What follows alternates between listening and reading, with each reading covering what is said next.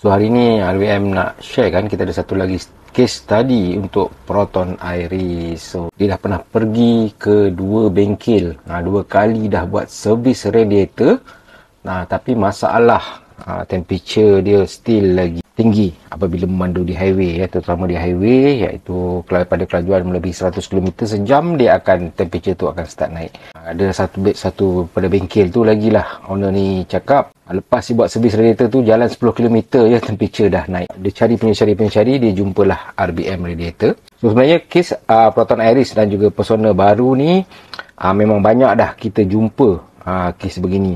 Kita dah settlekan beratus dah untuk model Proton Iris ni yang ada masalah temperature naik apabila memandu laju di highway. So kita pergi kepada proses, kita nak buka segala komponen, kita nak keluarkan radiator tu daripada kereta. So Proton Iris ni kebiasaannya memang agak complicated sikit kalau kita nak keluarkan radiator dia. Kita perlu buka bumper hadapan kereta ni, sebab radiator dia tersorok sedikit kat dalam celah front end tu.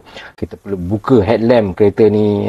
So sebenarnya memang agak rumit sikit kerja untuk Proton Iris ni. Lagi satu, memudahkan kerja lah.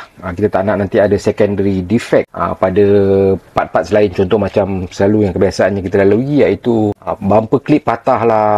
Kan adalah clip yang patah. So kita tak nak tanggung risiko tu. Kita buka bumper dan juga buka segala headlamp ni supaya radiator tu mudah keluar. So proses terusnya servis. Kita buka radiator ni. So anda lihat dekat spare tank ni pun berkarat, berkeladak dah spare tank ni. So macam mana sebenarnya sistem radiator tu nak berfungsi dengan baik, dengan sempurna. Seperti biasa, proses-proses servis daripada RBM radiator ni, kita akan buat full servis untuk radiator kereta Proton Iris ni. Kita cuci segala komponen-komponen yang berada di dalam kereta tu.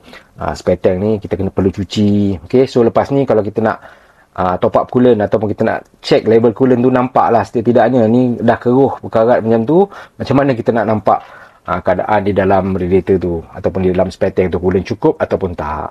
So ni adalah proses, iaitu kita nak buka top casing radiator ni. So nanti anda akan boleh lihat apa keadaan di dalam radiator tu. Lihat ni ni kita buat melakukan test, flow test. Ni dipanggil low pressure flow test. Kita nak lihat radiator core ataupun salo-salo tube radiator tu. Anda lihat nanti kita masukkan air, kita apply air daripada bawah radiator. So anda lihat nanti akan keluar ke atas radiator. So anda lihat nantilah, itulah sebab antara punca utama biasanya temperature kereta tinggi. Okey. So anda lihat banyak radiator core yang tersumbat. Okey. Tapi dah banyak kali dah. Owner ni dah buat 2 kali dah servis radiator. Tapi problem masih sama. Anda lihat radiator core tu masih tersumbat lagi. Kalau air keluar meleleh macam tu memang radiator core tu tersumbat lah. Sepatutnya kalau dia cantik, dia akan mewancut sedikit walaupun low pressure kita applykan kepada di dalam radiator tersebut. Sebenarnya kalau berdasarkan daripada pengalaman kami di RBM radiator, untuk kereta Proton Iris ni kita tak boleh nak buat sekadar servis radiator saja. Sebab kes-kes yang kami jumpa sebelum ni, kita perlu lakukan, dipanggil full service. Maknanya kita perlu lakukan servis secara menyeluruh. Kita tak boleh macam mungkin sebelum ni, workshop sebelum ni dia hanya melakukan servis radiator saja. Dia tak buat lakukan full servis terhadap sistem.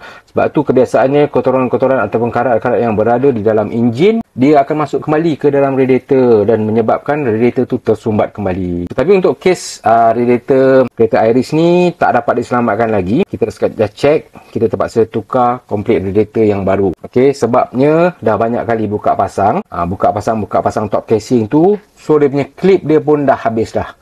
Dah sengit-bengit clip tu. Ini juga bergantung kepada sebenarnya skill kepada siapa yang buka radiator tu. Mungkin apabila orang yang kurang berpengalaman buka, dia akan merosakkan lagi komponen ataupun parts. Seperti biasa, walaupun radiator ni radiator baru, kita perlu melakukan leak test dahulu.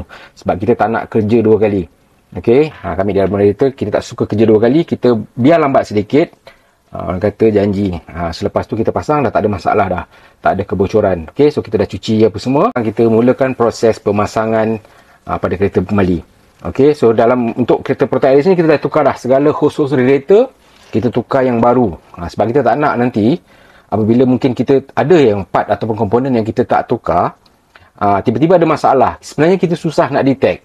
Sebab tu kalau kami di Urban Radiator, kita lakukan full service. Kalau untuk model Proton Iris dan juga Persona baru ni, Persona WBT ni, kita tukar segala komponen. So jadi nanti lepas ni, kebiasaannya tak ada masalah lah berdasarkan daripada pengalaman kami di Urban Radiator. Ni termostat kereta ni mungkin ni dah tukar lah daripada bengkel yang sebelum ni. Okay, so kita tak perlu tukar. Kita hanya tukar hose radiator, kita complete refurbish. Kita tukar kembali kepada yang baru dan original. Okay, dan kita akan teruskan kepada proses pemasangan.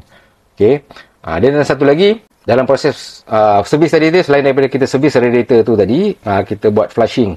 Kita perlu flush segala karat-karat yang dalam enjin dulu. Kita kena keluarkan habis karat-karat tu. Okey, supaya kita tak nak nanti karat tu masuk kembali ke dalam radiator, dia akan boleh menyumbatkan radiator itu kembali. Okey, sebab tu kita perlu lakukan. Memang proses dia agak panjang, agak rumit. Tapi insyaAllah, kebiasaannya daripada pengalaman kami di RBM Radiator, selepas melakukan servis, dah banyak dah feedback daripada owner Iris. Alhamdulillah, kereta mereka dah tak ada masalah dah. So, kita dah masuk, kita dah flush, dah tukar segala komponen yang baru pada kereta Iris ni. Dan tadi kita dah masukkan juga coolant.